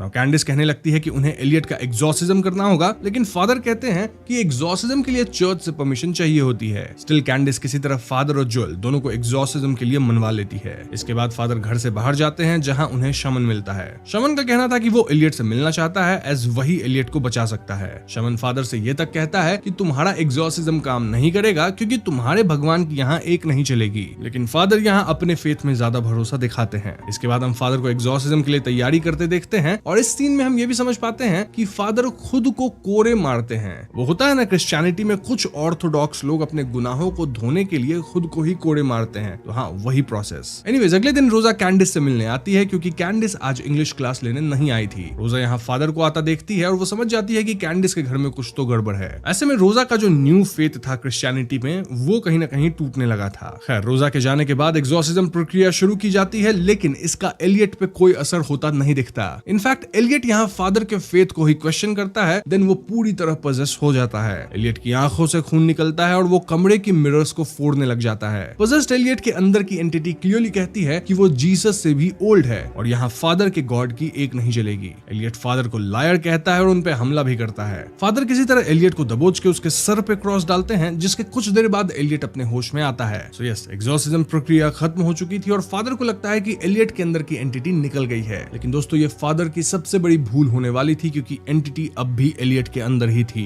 खैर, तो एग्जॉर्सिज्म के बाद फादर और कैंडिस बाहर बैठ के बात कर रहे होते हैं जब शमन और उसका शिष्य यहाँ आता है। शमन कैंडिस को एक जड़ी बूटी जैसा कुछ देता है, सेइंग कि इससे एलियट का दर्द कम होगा। शमन यहाँ कैंडिस से एलियट का कुछ तो कपड़ा मांगता है, लेकिन कैंडिस को शमन पे बिल्कुल भरोसा नहीं था। वो शमन को अपनी इस जगह से जाने को कहती है जिसपे शिष्य कहता है कि ये जगह उनका ही है, यहाँ बाहर वाले कैंडिस और जोएल हैं। जो भी हो, शमन और शिष्य फाइनली यहाँ से चले जाते हैं, लेकिन जाने से पहले शमन एलियट का एक सॉक्स चुरा लेता है जो कि बाहर ही सूख रही थी। अब उस रात कैंडिस फिर से एलियट को अपने कमरे में नहीं पाती और ऐसे में वो बाहर एलियट को ढूंढना शुरू करती है। वहीं एलियट तो पजेस्ड हालत में फादर के घर पहुंच गया था और वो फादर पे हमला कर देता है। एलियट एक मास्क लगा के फादर के कोरों से उन पे हमला करता है, इनफैक्ट उन्हें झूठा कहता है। वो फादर के फेथ को क्वेश्चन करता है और इसके बाद फादर की आंखों से और मुंह से खून निकलता है और अंततः फादर समाप्त हो जाते हैं। उसी वक्त रोजा फादर के घर के आसपास से गुजर रही थी और वो फादर के लाश को देख के चिल्लाती है। नाउ अगली सुबह सब फादर को दफनाने जाते हैं और उनकी फाइनल राइट्स वगैरह करते हैं। वहीं एलियट अपने घर वापस आ चुका था, लेकिन कैंडिस एकदम श्योर थी कि फादर को पजेस्ड एलियट ही पिछली रात समाप्त किया है। अब फादर के फाइनल राइट्स के बाद कैंडिस को यहाँ के लोगों को एड्रेस करना था, लेकिन कैंडिस का दिमाग तो एलियट पे ही था। कैंडिस को चर्च के अंदर पजेस्ड एलियट दिखता है, जिससे हाथापाई करते हुए एक कैंडल यहाँ गिर जाती है। लेकिन जब जोएल यहाँ आता है तो एलियट का कोई अता पता नहीं था। जोएल कैंडिस को संभालने की कोशिश करता है, लेकिन कैंडिस बिना लोगों को एड्रेस किए सीधा शमन के पास जाके उसे कन्फ्रंट करने लगती है। मतलब वो शमन के पास एलियट के सॉक्स को देख ली थी और वो पूछने लगती है कि शमन एलियट के सॉक्स के साथ क्या कर रहा है। शमन का कहना था कि एलियट को सूपे नामक डेटी पजेस करे हैं, लेकिन कैंडिस शमन की एक नहीं सुन रही थी। जोएल यहाँ फिर से कैंडिस को संभालता है और तभी इन्हें लोगों के चिल्लाने की आवाज सुनाई देती है। दरअसल जो कैंडल गिरा था उससे चर्च में आग लग गई थी और देखते ही देखते पूरा चर्च जल के राख हो जाता है। इस पूरे इंसिडेंट से यहाँ के नेटिव लोग शॉक में थे और उनका जोएल और कैंडिस के धर्म पर से भरोसा उठने लगा था। ना उस रात पजेस्ड एलियट अपने पिता जोएल तक पे हमला करता है और उन्हें चोटिल कर देता है। एलियट यहाँ जोएल के फेथ को भी क्वेश्चन करता है, देन उनके इनहेलर को गायब करता है, लेकिन एन वक्त पे कैंडिस आके जोएल को बचाती है। अगली सुबह हम देख पाते हैं कि जोएल बुरी तरह से चोटिल है और ऐसे में कैंडिस रोजा से पूछती है कि आखिर ये सूपे किस तरह का डेटी है। रोजा कहती है कि सूपे फॉल्स डेटी है एंड देन रोजा कैंडिस से क्वेश्चन करने लगती है कि क्या वो कन्फेशन करी, क्या वो अपनी टीचिंग और रिलीजन के रूल्स सिर्फ दूसरे पे लागू करती है या खुद भी फॉलो करती है। इन सवालों से इट वाज क्लियर कि रोजा अब कैंडिस के धर्म से दूर जा रही थी और ऐसे कठोर सवाल सुन के कैंडिस रोजा को थप्पड़ मार देती है। गुस्से में रोजा कहती है कि कल सुबह तक कैंडिस और उसकी फैमिली यहाँ से निकल जानी चाहिए। इस पॉइंट पे हार मान के कैंडिस फाइनली एलियट को शमन के पास लेके जाती है। वहाँ शमन, उसका शिष्य, कैंडिस और एलियट चारों उसी केव में जाते हैं जहाँ शमन अपना रिचुअल शुरू करता है। शमन का शिष्य क्लियरली कहता है कि सूपे को हराया नहीं जा सकता, हम बस उससे बार्टर यानी कि ट्रेड जैसा कुछ कर सकते हैं। इन शॉर्ट एलियट को छोड़ने के लिए कुछ और ऑफर किया जा सकता है और इसी ऑफरिंग के लिए ये लोग यहाँ कुछ हैमस्टर्स और रैट्स वगैरह लेके आए थे। तो रिचुअल शुरू होता है जहाँ एलियट अपने शैतानी रूप में आता है और वो क्लियरली कहता है कि उसने ही फादर को खत्म किया है। इसके बाद शमन और कैंडिस एक बाउल से कुछ तो पीते हैं जिससे वो एलियट के साथ अलग अलग जगह पे जाने लगते हैं, मोस्टली अपने कॉन्शियसनेस में। ये इस जगह की वादियां थी, चर्च था एंड मेनी अदर प्लेसेस जहाँ एलियट के अंदर का सूपे शमन से पूछता है कि आखिर उसने कैंडिस को यहाँ दूसरे धर्म का प्रचार और कन्वर्जन करने के लिए कैसे अलाउ किया। शमन कहता है कि वो ऐसा कुछ अलाउ नहीं किया था एंड देन इनके बीच हाथापाई होती है। फाइनली ऐसा लगता है मानो एलियट के अंदर का सूपे वीक हो रहा है और अगले ही क्षण सीन फिर से केव में ही आता है जहाँ शमन, एलियट, कैंडिस और शिष्य गिरे पड़े थे। एलियट अब नॉर्मल दिख रहा था, लेकिन तभी एकदम से शमन उठता है जो कि सूपे द्वारा पजेस्ड हो चुका था। जी हाँ दोस्तों, पजेस्ड शमन अपने शिष्य के सर पे पत्थर मार के उसे खत्म कर देता है। शमन खुद को भी समाप्त कर लेता है। अब शमन के खत्म होते सूपे वापस से एलियट के अंदर आ जाता है और वो कैंडिस को खत्म करने आगे बढ़ता है। इस सिचुएशन में कैंडिस सूपे को बार्टर ऑफर करती है, यानी वो कहती है कि सूपे उसे पजेस कर ले और उसके बेटे को छोड़ दे। इस पे सूपे कहता है कि वो ग्रोन पीपल को पजेस नहीं करना चाहता, क्योंकि वो बच्चे को पजेस करके उन्हें ग्रो करते देखना चाहता है, अपने हिसाब से मोल्ड करना चाहता है। सो यस, बार्टर करके एलियट की जान बचाने के लिए कैंडिस को कोई दूसरा बच्चा ऑफर करना होगा। ये सुनते कैंडिस फॉरेन केव के बाहर जाती है और वहाँ पास ही में टोमास नामक बच्ची लुका छिपी खेलते हुए छुपने आई थी। कैंडिस टोमास को बहला फुसला के केव के अंदर ले जाती है और उसे एज बार्टर सूपे को सौंप देती है। जी हाँ दोस्तों, जब राउल टोमास को ढूंढते हुए केव के पास आता है तो वो टोमास को अजीब तरह से अकड़ा हुआ पाता है। इसका मतलब ये कि सूपे एलियट को छोड़ दिया और टॉमस को पजेस कर चुका है। इसके बाद अगले सीन में हम कैंडिस, एलियट और जोएल को ये जगह छोड़ के भागते हुए देखते हैं। इनफैक्ट कैंडिस ना तो अब अपने गले में क्रॉस पहनी थी, ना ही वो गॉड से रिलेटेड कुछ भी अपने साथ कैरी कर रही थी। यानी कि दोस्तों कैंडिस उस जगह से भागने के साथ साथ अपने ही रिलीजन को त्याग दी है और अब वो शहर में अपनी नॉर्मल जिंदगी जीने के लिए निकल पड़ी है। वहीं वादियों में Tomas is the new host of सूपे। जर्मनी के एक छोटे टाउन आचन की है और पहले सीन में हम एक घर का नजारा देखते हैं। यहाँ मौजूद है एक औरत और 2 बच्चे। ये सब एक ही कमरे में खेल रहे होते हैं कि तभी कमरे की खिड़की पर हम एक इंसान को आता देखते हैं। इन्हें ये बच्चे पापा कहकर बुलाते हैं और यहाँ हम देखते हैं कि इस आदमी ने इन लोगों को लॉक करके रखा है। पापा के आते ही सभी एक लाइन में खड़े हो जाते हैं और अपने हाथ आगे करते हैं। ये आदमी इन सभी के हाथ चेक करता है और उसके बाद दोनों बच्चों को एक एक चॉकलेट बार देता है। लेकिन यहाँ ये औरत काफी कांप रही है। हम उसकी आंखों में आंसू निकलते देखते हैं और इस पर यह आदमी गंभीर मगर सख्त शब्दों में कहता है कि लीना, तुम्हें मालूम है कि तुम्हें बच्चों के सामने नहीं रोना है। ये सुन लीना और भी डर जाती है और सीन कट हो जाता है। अगले सीन में हम लीना को आधी रात में घर से भागते देखते हैं, लेकिन भागते हुए वो एक गाड़ी से टकरा जाती है। सीन वापस कट होता है और अब हम लीना को एक एम्बुलेंस में देखते हैं। कुछ पैरामेडिक्स उसे संभाल रहे हैं क्योंकि लीना की हालत काफी नाजुक है। जब डॉक्टर्स उसके ब्लड टाइप का जिक्र करते हैं तब बगल से वही बच्ची जिसे हमने उस घर में देखा था वो कहती है कि उसकी माँ का ब्लड टाइप AB नेगेटिव है। डॉक्टर से पूछते हैं कि उसे ये बात कैसे मालूम। तब ये बच्ची बहुत ही अननेचुरल और गंभीर रूप से बताती है कि उसकी माँ ने ही उसे इस बारे में बताया था कि उनका ब्लड AB नेगेटिव है, जो बहुत रेयर है। इसमें एंटीजेंस नहीं बल्कि एंटीबॉडीज पाए जाते हैं। इधर एम्बुलेंस के बाहर पुलिस यूनिवर्सिटी हॉस्पिटल में फोन करके उन्हें जंगल के पास मिले इन विक्टिम्स के बारे में बताती है। हम देखते हैं कि बातचीत के दौरान उसे जंगलों के बीच किसी के कदमों की आवाज सुनाई देती है, लेकिन अंधेरे में वो कुछ ठीक से देख नहीं पाती। आगे लीना उसकी बेटी को अस्पताल लाया जाता है जहां लीना की हालत काफी नाजुक हो चुकी है और हम देखते हैं कि उसे ऑपरेशन थिएटर ले जाया जाता है। वहीं हम इस बच्ची को देखते हैं जो न जाने क्यों अस्पताल में हर एक चीज बड़े ध्यान से ऑब्जर्व कर रही है। वो लाइट्स और साउंड से बहुत इंप्रेस भी लग रही है और जब उसे कॉरिडोर में एक तरफ सभी डॉक्टर्स और नर्सेस के नाम, यूनिट वगैरह दिखाई देते हैं तो वो उन सभी को पढ़ती है। तभी उसके पास आती है अस्पताल की एक नर्स जो उससे उसका नाम पूछती है। यहाँ ये बच्ची बताती है कि उसका नाम हैना है और वो अपनी मॉम का बाहर आने का इंतजार कर रही है। नर्स उसे बताती है कि नर्स का नाम रुथ है और वो उससे कुछ सवाल करना चाहती है। इसके लिए वो हैना को अपने साथ चलने कहती है। दूसरी तरफ हम ट्रॉमा रूम में लीना को देखते हैं जिसे बेहोशी की हालत में कुछ डरावने फ्लैशबैक्स याद आ रहे हैं। इन यादों में वो खुद को एक हथकड़ी से बंधा हुआ देखती है और वो किसी को खुद पर अटैक करते भी देखती है। लेकिन इसी बीच उसे हैना का चेहरा भी दिखाई देता है। वो अपने दिल में कहती है कि वो जगना नहीं चाहती, प्लीज उसे जगना नहीं है।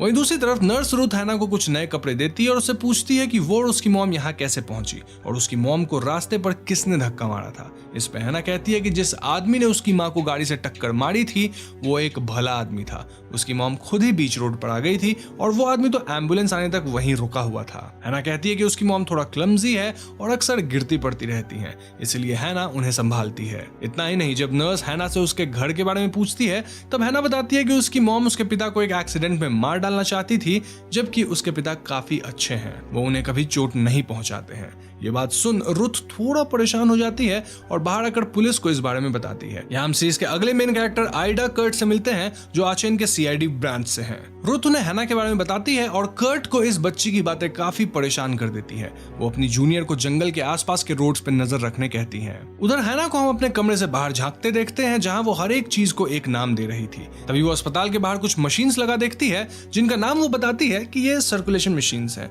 वो अपने आप से बात करती हुई भी दिखाई देती है जहां वो कहती है कि I am a big girl, I remember everything correctly, I did everything right. Town के दूसरी तरफ हम मिलते हैं एक और डिटेक्टिव से जिनका नाम है गर्ड। गर्ड हैना और लीना की खबर न्यूज में पढ़ता है और उसकी आंखें चमक उठती है। वो तुरंत किसी को फोन लगाता है और गर्ड का फोन एक ओल्ड कपल उठाते हैं जिन्हें वो बताता है कि लीना नाम की एक लड़की आचन में पाई गई है। उसे ज्यादा डिटेल्स तो नहीं पता मगर उसका हुलिया हमारी लीना से मेल खाता है और उन्हें जल्द से जल्द आचन पहुंच जाना चाहिए ताकि वो कंफर्म कर सके। इस बात को सुनकर ये बूढ़ा आदमी जिसका नाम मैथियस है वो फोन तुरंत रख देता है और अपनी बीबी कैरिन को बताता है कि लीना मिल गई है। इधर लीना की सर्जरी समाप्त होती है लेकिन डॉक्टर्स काफी गंभीर लग रहे हैं और वो नर्स से पता करने कहते हैं कि इतनी बड़ी गलती कैसे हो गई। जब ये नर्स बाहर आती है तो उसे कर्ट रोकती है और लीना के बारे में पूछती है। नर्स सिर्फ इतना कहती है कि उसकी हालत बहुत खराब हो गई थी बिकॉज उसकी बेटी हैना का कहना था कि उसका ब्लड ग्रुप AB नेगेटिव है, जो कि सच नहीं था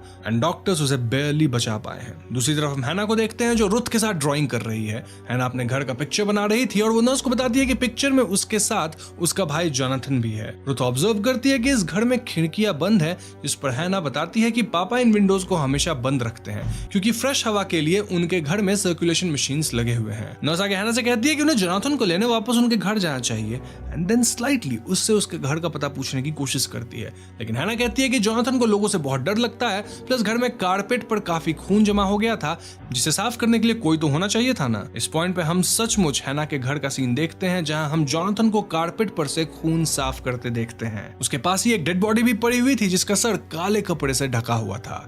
अब हम यहाँ एक और फ्लैशबैक देखते हैं जहां लीना दोनों बच्चों के साथ बहुत बुरी हालत में बिस्तर पर लेटी हुई है। उसे सांस लेने में तकलीफ हो रही है और बच्चों की हालत भी खराब है। तभी वो आदमी जिसे हैना पापा कहती है एक गैस मास्क लगाकर अंदर आता है और बताता है कि उसने सर्कुलेशन मशीन ठीक कर दिया है। आगे हम देखते हैं कि हैना से मिलने एक चाइल्ड साइकियाट्रिस्ट डॉक्टर हैम्स्टेड और कर्ट आते हैं। हैना उन्हें ठीक पापा की तरह अपना हाथ दिखाती है और इस बारे में पूछने पे हैना बताती है कि वो साबित कर रही है कि उसके पास कोई हथियार नहीं है, उसे ये उसके पिता ने ही सिखाया है। डॉक्टर हैम्स्टेड हैना से पूछते हैं कि उसकी मॉम उसके पापा को चोट क्यों पहुंचाई, जिसपे हैना बताती है कि वो सिर्फ एक एक्सीडेंट था। बातचीत के दौरान वो ये भी कहती है कि वो स्कूल नहीं जाती और उसकी मॉम लीना उसे घर पे ही पढ़ाती हैं। कर्ट हैना से घर से भागने के बारे में पूछने की कोशिश करती है, लेकिन हैना कोई जवाब नहीं देती। इंस्टेड वो अपना हेड डाउन कर लेती है और आंखें बंद कर लेती है।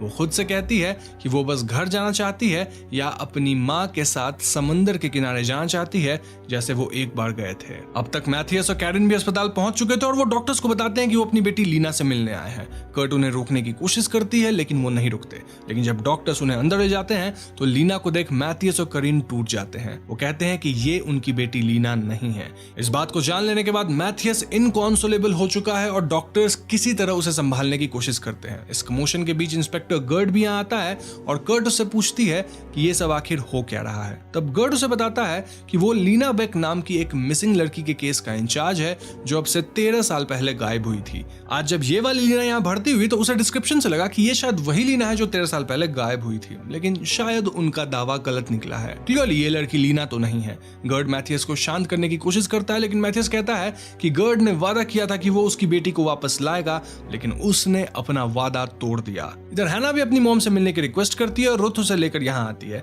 हैना को देख मैथियस, करीन और गर्ड सभी शॉक्ड हो जाते हैं और मैथियस उसे लीना कहकर पुकारता है और उसकी तरफ बढ़ता है, लेकिन वो नर्स रुथ के पीछे छुप जाती है। मन ही मन वो मैथियस को दादाजी कहकर भी पुकारती है, इंडिकेटिंग कि वो सचमुच मैथियस को जानती थी। एंड सीन में हम देखते हैं लीना को जो मेंटली कहती है कि वो सब कुछ महसूस कर सकती है लेकिन कुछ कर नहीं सकती। वो कहती है कि लीना तुम्हें ही पता है कि उसने मेरे साथ क्या किया है। यहीं पे पहला एपिसोड खत्म। अब दूसरे एपिसोड की शुरुआत में हम हैना को एक प्यारी सी कहानी नरेट करते हुए सुनते हैं। ये कहानी उसके माँ पापा की प्रेम कहानी है। एक रात वो किसी सड़क पे मिले और उन्हें प्यार हो गया। फिर वो साथ साथ एक ही घर में रहने लगे और इस पॉइंट पर हम पास्ट का एक सीन देखते हैं जब एक जवान लड़की आधी रात को फोन पर किसी से बात करते हुए सड़क पर चल रही है। तभी अचानक उसे अपने पीछे एक गाड़ी दिखाई देती है और ये गाड़ी इस लड़की के पीछे रुक गई है और हेडलाइट्स ऑन ऑफ कर रही है। प्रेजेंट टाइम में बेक्स और गर्ड कर्ट को बताते हैं कि हैना बिल्कुल वैसे ही दिखती है जैसे उस उम्र में उनकी लीना दिखती थी। अस्पताल में भर्ती इस लीना के हाथ में भी वही निशान है जो लीना के हाथ में था, लेकिन अनलाइक लीना ये निशान बहुत ताजा लग रहा है। कर्ट उन्हें डीएनए टेस्ट्स की तसल्ली देती है और उन्हें जोनाथन और हैना के अजीबोगरीब बातों के बारे में भी बताती है। आगे हम वापस हैना के घर का सीन देखते हैं जहां वो आदमी अब भी वहीं पड़ा हुआ है। एक फ्लैशबैक में हम इस घर में हुई दूसरी घटनाओं को देखते हैं। ये आदमी लीना को एक हथकड़ी से बांध कर रखता है और उसका फायदा उठाता है। लीना बदहवास सी हालत में होती है जहां वो प्रोटेस्ट तक नहीं कर पाती। अस्पताल में लीना को भी यही बातें परेशान कर रही थी। वो खुद को आज भी उस आदमी के कंट्रोल में पाती है। लीना को याद आता है कि उस आदमी ने उससे क्या क्या करवाया था। उससे कहा गया था कि उसे एक रूटीन में अपना दिन काटना है, वो भी इस बंद कमरे के अंदर जहां खिड़कियां तक मौजूद नहीं है। ब्रेकफास्ट में बच्चों को दूध और एक चॉकलेट बार देना है, लेकिन लीना को खुद दिन में सिर्फ 1.5 लीटर पानी मिलेगा। हम लीना की यादों में उसे यही सब करते हुए देखते हैं, लेकिन वो बहुत कमजोर पड़ चुकी है। एक दिन तो उससे दूध का कैन भी नहीं खुल रहा था। तब हैना उसकी मदद करती है। हैना को मदद करते देख लीना बेबस हो जाती है और वो उसे पूछती है क्या वो सचमुच उसकी मदद करेगी, लेकिन ये कहते कहते लीना बेहोश हो जाती है। तब हैना उसी कमरे में एक कैमरे की तरफ देखती है और कहती है कि पापा, माँ को फिर से दौरा पड़ रहा है। एक पॉइंट पर लीना को होश आने लगता है और कर्ट उससे पूछती है कि उसका नाम क्या है। लीना के अंदर उसी आदमी की आवाज कौंधती है जो उसे कहता था कि तुम्हें पता है ना कि तुम्हें क्या कहना है।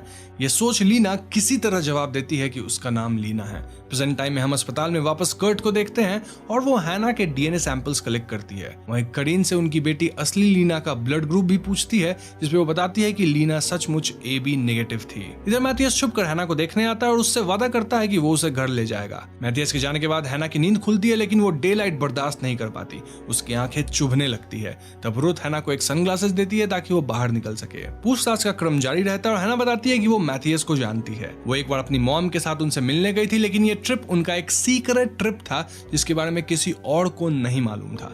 हैना की मेमोरीज में हम इस बात को सच का रूप लेते देखते हैं, जहां वो खुद को और अपनी मॉम यानी कि असली लीना को, जिसे हमने एपिसोड के शुरुआत में देखा था, उन्हें एक गार्डन में देखते हैं। हैना के दादाजी उसकी तरफ अपना हाथ बढ़ाते हैं और हैना खुशी खुशी उनके पास चली जाती है। वो रुथ को और भी कई बातें बताती है कि कैसे वो और उसकी मॉम एक पेरिस ट्रिप के लिए जाना चाहते थे। हैना की बातों से गर्ड काफी परेशान दिखता है और वो मैथियस और करीन से सवाल करता है कि क्या वो सचमुच हैना से मिल चुके हैं, क्या कभी लीना उनसे छुपकर मिलने आई थी। लेकिन मैथियस और करीन उसकी बातें सुन काफी गुस्सा हो जाते हैं। उधर पुलिस लीना के कपड़ों के जरिए जंगलों के आसपास छानबीन कर रही थी।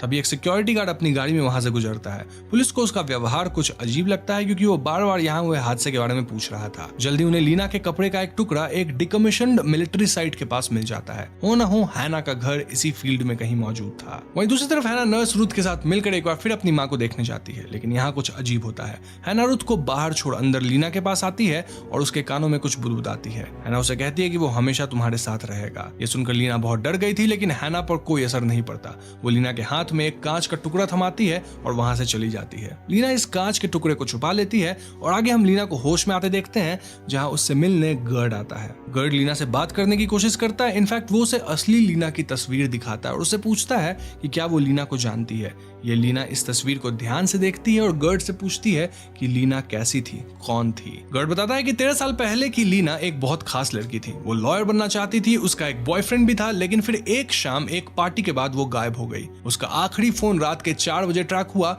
और उसके बाद उसे कभी किसी ने नहीं देखा। सालों तक इन्वेस्टिगेशन हुआ, लेकिन कोई बात सामने नहीं आई। अब यहाँ ये लीना एक आदमी का नाम लेने की कोशिश करती है, लेकिन उसके अंदर की आवाज उसे वार्न करती है, ये रूल के खिलाफ है। लीना की धड़कनें तेज होने लगती है और वो डॉक्टर से इतना पूछती है कि क्या वो प्रेग्नेंट है। इसके बाद हम लीना को फिर एक फ्लैशबैक में पहुंचते देखते हैं, जहां वो उसी घर में मौजूद है। वो आदमी उसे हैना और जोनाथन को बेड टाइम स्टोरी सुनाने कहता है। लीना शारीरिक और मानसिक रूप से चोटिल लग रही है, लेकिन ये बच्चे ऐसा बिहेव कर रहे हैं मानो कुछ हुआ ही ना हो। वो कहानी सुनाने की जिद करते हैं। हैना तो लीना को दबे आवाज में वार्न भी करती है, लेकिन लीना कुछ कह नहीं पाती। दूसरी तरफ हैना को डॉक्टर हैम्स्टेड अपने साथ बच्चों के साइकेट्रिक होम ले जा रहे हैं। रास्ते में हैना अस्पताल की तरह हर चीज का नाम ले रही है। जब डॉक्टर उसके लिए गाना बजाते हैं तो वो बहुत कौतूहल से उसे सुनती है। चिल्ड्रन होम पहुंचकर नर्स हैना से बात करना चाहती है, लेकिन हैना कुछ नहीं कहती, सिर्फ वहां मौजूद एक कैमरे को ध्यान से देखती है। उसे याद आता है कि उसके घर में भी उसके पिता एक कैमरा लगाए रखते थे। अस्पताल में करीन और गर्ड को मैथियस कहीं दिखाई नहीं देता। वो उसे लेकर परेशान दिखते हैं और हम पाते हैं कि मैथियस अब तक हैना के पीछे पीछे चिल्ड्रंस होम पहुंच चुका है। वहीं दूसरी तरफ पुलिस को हैना का घर मिल चुका है। वो नेटो के अंतर्गत एक अबैंडन्ड मिलिट्री ग्रुप पे मौजूद है। कर्ट को जोनाथन की फिक्र है, जो हैना के बयां के अनुसार घर में एक डेड बॉडी के साथ अकेले है। वो बिना परमिट का इंतजार किए अपने आदमियों को इस एरिया में आगे बढ़ने कहती है। घर के अंदर हम जोनाथन को देखते हैं, जो बहुत डरा हुआ लग रहा है। इधर कर्ट की टीम आगे तो बढ़ती है, लेकिन अचानक एक ऑफिसर का कदम जब घर के करीब की जमीन पे पड़ता है, तब एक विस्फोट होता है। ये ऑफिसर बुरी तरह जख्मी हो जाता है और टीम रियलाइज करती है कि इस घर के आसपास लैंड माइंस फिट करके रखे गए हैं। ये बात जान कर्ट बहुत शॉक्ड रह जाती है और यहीं पे दूसरा एपिसोड खत्म। अब तीसरे एपिसोड की कहानी शुरू होती है प्रेजेंट टाइम वाली लीना के पास्ट के साथ। एक दिन लीना खुद को उसी घर में एक सिंक से बंधा हुआ पाती है। एक आदमी उसे मिलने आता है और उसे लीना कहकर पुकारता है। जवाब में ये लड़की कहती है कि उसका नाम लीना नहीं है। ये सुनकर वो आदमी उसे वहीं बंधा छोड़ वहां से चला जाता है, जबकि ये लड़की मदद के लिए चीखती चिल्लाती रह जाती है। जब ये आदमी दोबारा लीना से मिलने आता है, तब वो और प्रोटेस्ट नहीं करती। हम देखते हैं कि वो जबरदस्ती लीना के बालों को ब्लॉन्ड कलर करवाता है।